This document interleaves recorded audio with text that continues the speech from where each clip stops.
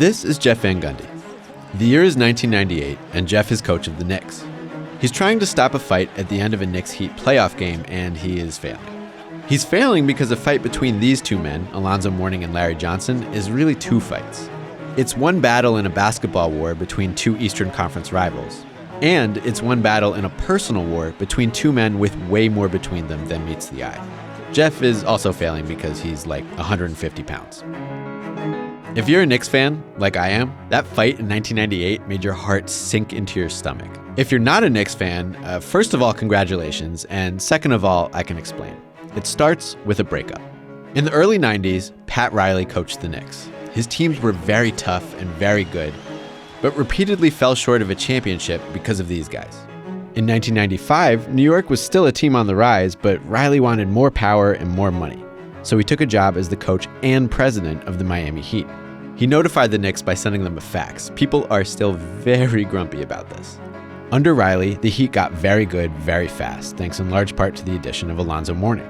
And as luck would have it, Miami faced the Knicks in the playoffs 4 years in a row, starting in 1997. The basketball was vicious and low scoring, and it was full of clutch moments. Got it! With 8 left! Anyway, this war really stood out for the stuff that wasn't basketball, and one moment near the beginning would color the rest of the rivalry. The Knicks had the upper hand in the 1997 Eastern Conference semifinals until garbage time of Game 5, when P.J. Brown flipped Charlie Ward over his head. All the Knicks' best players hopped off the bench to join the melee, and each of them got suspended for one of the remaining games, which the Heat won to steal the series. They have become the sixth team in the history of the NBA to come back from a 3-1 deficit. So when the Knicks and Heat met in the first round the very next season, and the Knicks had Game 4 in the bag to tie the series at 2-2, and all of a sudden some physical play between Johnson and Mourning devolved into a fistfight, everybody was like, oh no, not again. I don't know what Van Gundy thought would happen here, but all he wanted was to prevent more suspensions.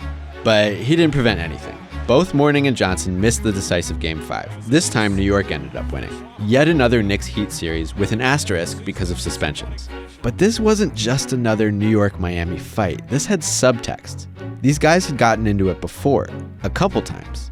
And people insinuated that the Johnson-Mourning beef occupied a separate universe beyond the Knicks-Heat rivalry, that there was something personal between them. To understand this weird, intimate subplot within one of the NBA's best rivalries, this beef within a beef, you'd have to go back to another team at another time, another breakup. And this is beef history, so obviously we're going to do that. In 1991, the Charlotte Hornets sucked. They won the first pick and snagged Larry Johnson, the dunk machine who'd led UNLV to a championship a year prior. In 1992, they used the second pick on Alonzo Mourning, Georgetown's Big East Player of the Year. Johnson and Mourning were both 20-point, 10-rebound guys right out of the gates, and they led one of the most efficient, fastest-paced offenses in the whole league. Make way, here comes a bunch of young guns. Charlotte made the playoffs for the first time in 1993, and they won their first ever series on a Mourning buzzer beater. Riley's Knicks beat Charlotte in the next round, but everything was looking up entering the offseason. With two rising superstars, Charlotte looked on the verge of a super team. And the Eastern Conference suddenly became wide open when Chicago's Michael Jordan announced he was walking away from the game. It was time to secure the future, so the Hornets struck a deal with Johnson, $84 million for 12 years, the biggest contract in NBA history, signed the exact same day MJ retired. October 6, 1993 was a huge shock for the NBA. Hornets owner George Shinn called Johnson the leader of his team, said he'd always be the leader. He was worth it.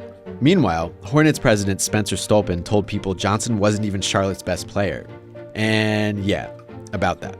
By all accounts at the time, Johnson and Mourning got along great. That was not the case. These guys were both number one alpha dog types by the time they left college, and now they each expected to be the face of an up-and-coming franchise. Some say that relationship was bad from day one. There's a story that LJ would wear his Rookie of the Year leather jacket in front of Mourning to taunt him. Mourning wasn't Rookie of the Year because of this guy, but he established himself as a very good NBA player very quickly. Johnson had the flashy game and the beloved commercial character, and now the fattest contract in the league. But Mourning was already just as good on the floor, if not better. And so Zoe kind of panicked. After Johnson's massive contract, would there be enough left for him? Resentment brewed, and Mourning blew his top one day, lashing out at Charlotte coach Alan Bristow. Practices got intense. And there was seething behind the scenes. When the younger Mourning had trouble passing out of double teams, Johnson told teammates he was dumb and selfish. But LJ had his own problems. He'd injured a disc in his back during the summer, well before signing his contract, and the back problems got worse. He missed the first 2 months of 1994, and with Mourning missing over a month himself because of a calf injury, the season became a wash. Charlotte won just 41 games and missed the playoffs. So 94-95 would be the season then, the one where Charlotte built on that historic first year with 2 stars. We know now that those 2 stars were beefing, but it didn't look that way. They came off like great pals as teammates on the 1994 Dream Team 2 in the FIBA World Championship. And anyway, Charlotte added 41-year-old Celtics legend Robert Parrish for a little veteran leadership. We know now that Johnson would never fully regain his high-flying form after the back injuries, but everyone was optimistic about his rehabilitation. The Hornets knew Mourning would want an even bigger contract extension than Johnson's, but there were still 2 years before he'd become a restricted free agent, with Charlotte able to match any offer. Things were looking up again. People felt good. Charlotte was so hyped up that First Union Bank, the Hornets sponsor, painted a massive mural of their stars on the side of the building. And the Hornets had a great year. LJ was healthy and playing like a star again, albeit a much less athletic one than before the injuries. Mourning still didn't get as many touches as his slightly older and much richer teammate, but he carried the team anyway, leading the Hornets in scoring and anchoring a much improved defense. For the first time, Mourning and Johnson played together in the All-Star game. Charlotte won 50 games, a franchise record, and entered the playoffs as the 4 seed with home court advantage against the Bulls. Just one problem. Chicago wasn't really a 5 seed. About a month before the playoffs began, MJ decided he was tired of baseball and abruptly rejoined the Bulls. And surprise, they got a lot better really fast. Welcome back, Michael Jordan. The Hornets had their chances in a 5-game first-round series, but blew them. Muggsy Bogues missed a shot to win Game 1, and the Bulls took the game in overtime. Charlotte won Game 2, but fell apart in Game 3, as the Bulls totally locked up Mourning. Mourning has it stripped by Pete Meyer. And in Game 4, Johnson airballed the shot that would have won the game and sent the series back to Charlotte. It's over! 95 was supposed to be the year the Hornets made a run, but nothing went their way. And around the same time Pat Riley was leaving the Knicks, this would be the end for Charlotte. A brief but ugly lockout in the summer of 95 spelled doom.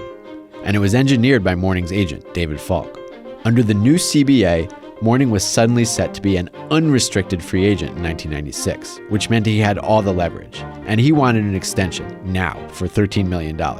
So Hornets leadership freaked out in typical team executive fashion. Well, do you want us to charge more for tickets? Do you want us to go out of business? Charlotte was not going to pony up $13 million a year, but they didn't want to lose Mourning for nothing, so they started accepting trade offers for their best player. One noteworthy offer came from the Lakers, who put Serbian center Vlade Divac on the block. I'm only mentioning this because less than a year later, Divac would get traded to the Hornets for the draft rights to a different guy. But the Hornets settled on a return package from Miami, centered around rising star Glenn Rice. On November 4th, 1995, the deal was finalized. Mourning joined the Heat. It was Pat Riley's first huge splash as Miami president.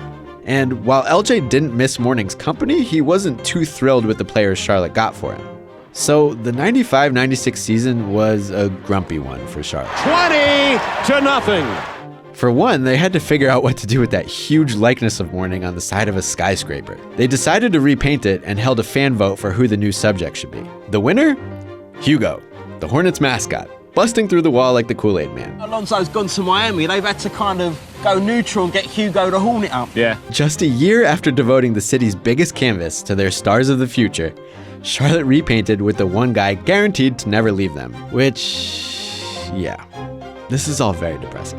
When Mourning returned to Charlotte in April of 1996, he got booed. And Johnson hit him with a flagrant foul, just for good measure. And the Hornets just missed the playoffs, falling 1 game in the standings behind Alonzo and the Heat. It was time for LJ to get out. And on July 13th, 1996, the Hornets dealt Johnson to the Knicks. Just a few days later, Mourning signed a massive extension with Miami. And the rest, well, you know. This fight represented the climax of so many interpersonal dramas. It was like a turducken of beeves. That's old blood from Charlotte. On the outside was a bitter basketball rivalry that stemmed from an ugly breakup between coach and team. On the inside was an individual feud that included another breakup. With better timing and better luck, the Hornets may have rivaled the strongest dynasties of the 90s. Like so many breakups, you can't help but wonder what could have been. Whoa, too bad those two couldn't land any punches. Just kidding, violence is bad. Thanks for watching Beef History. If you like this video, share it, and don't forget to subscribe to SB Nation.